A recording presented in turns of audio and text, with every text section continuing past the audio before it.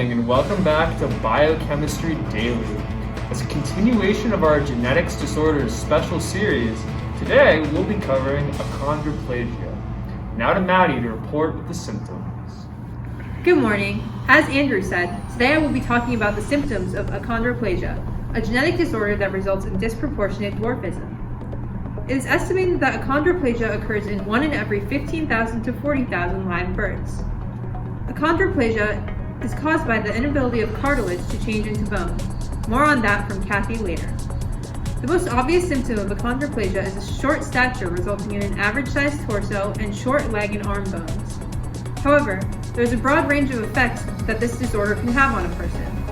About 80 to 99% of patients with achondroplasia live with thoracolumbar kyphosis, a forward rounding of the back, and bowed legs, as shown on the graphic being presented.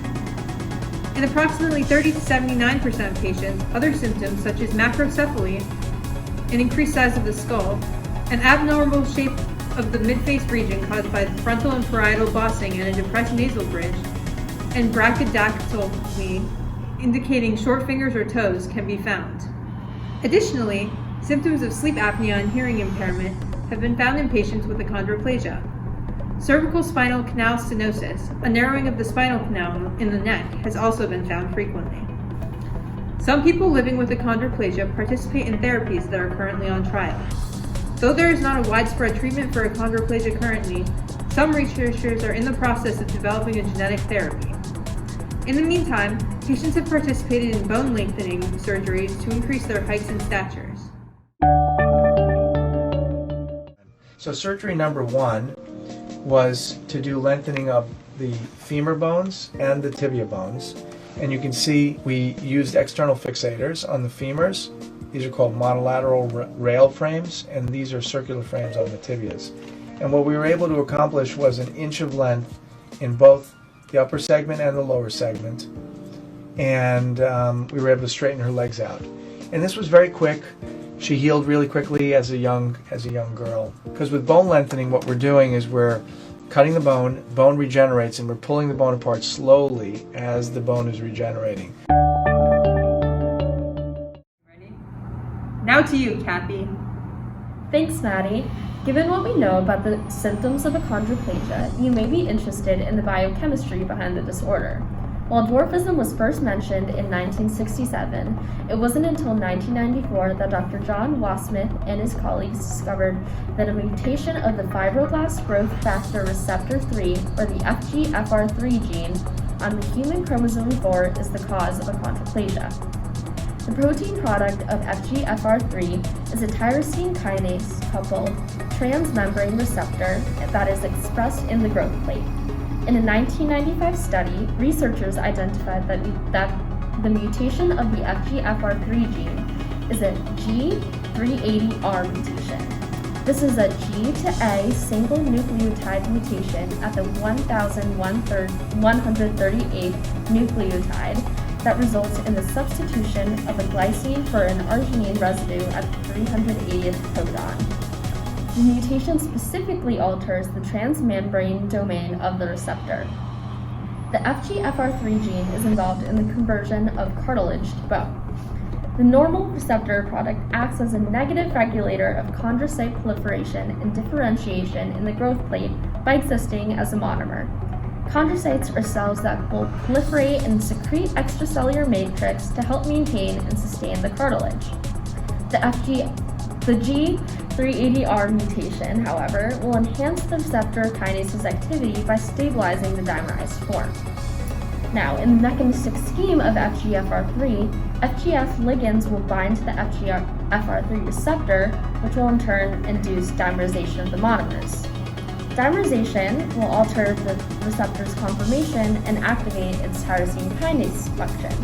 Now, as we know, kinases are involved in phosphorylation, and in this scheme, the activated tyrosine kinases will induce phosphorylation cascades of other tyrosines in the cytoplasmic domain of the receptor.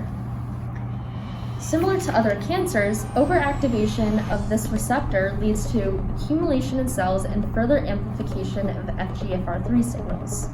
Signals propagated through the STAT and MAPK pathways have the most impact on the inhibition of cell proliferation differentiation by regulating the transcription of other genes in the nucleus, whose products can then directly influence the chondrocyte behavior. Now to Andrew on the class connections. Thanks, Cathy.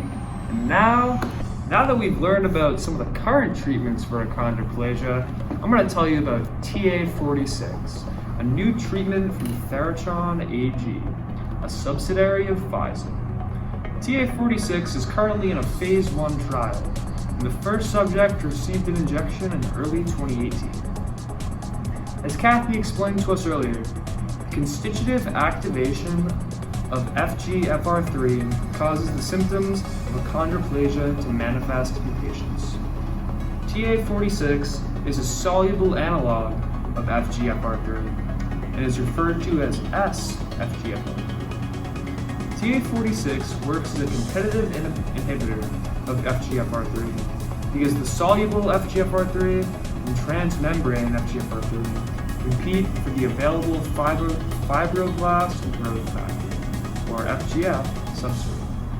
While this mechanism of competitive inhibition is slightly different than the reversible competitive inhibition mechanism Dr. Pollack and her students learned, the effect on the Michaelis-Menten kinetics is similar. The Km increases because the membrane FGFR3 would need a greater concentration of FGF to reach the maximum reaction velocity, and the Vmax would not change because the amount of FGFR3 proteins remains constant. Therachon has not yet revealed any data for the amount of inhibition induced by TA46, but reaction velocity of phosphorylation by the FGFR3 tyrosine kinase domain would look something like the graph showed. As you can see, the Km increases and the Vmax stays the same. The Michaelis-Menten curve for competitive inhibition is different from the curve of non-competitive reversible inhibition. During non-competitive inhibition, the Vmax decreases but the Km remains constant. Here, this graph is the Lineweaver-Burke plot of the reaction velocity and shows the Vmax and Km are impacted by competitive inhibition. Again, you can see that the Km decreases and the Vmax stays the same. This differs from non-competitive reversible inhibition, where the Vmax decreases and the Km stays the same, and uncompetitive inhibition, where both the Km and Vmax decrease proportionally, so that the slope of the Lineweaver-Burke plot remains the same. TA46 is considered to be a leading candidate to treat achondroplasia and has received orphan drug status from the US FDA and the European Medicines Agency, or EMA, which means that Therachon will receive special incentives from the organizations like tax credits for clinical testing. Therachon is currently conducting a natural history study of children with achondroplasia in Europe in preparation for phase 2 trials, and the participants in these phase 2 trials will be the same participants as those in the natural history study. Thanks for watching today's segment of Biochem Daily. We'll see you tomorrow with a presentation on maple syrup urine disease. Signing off.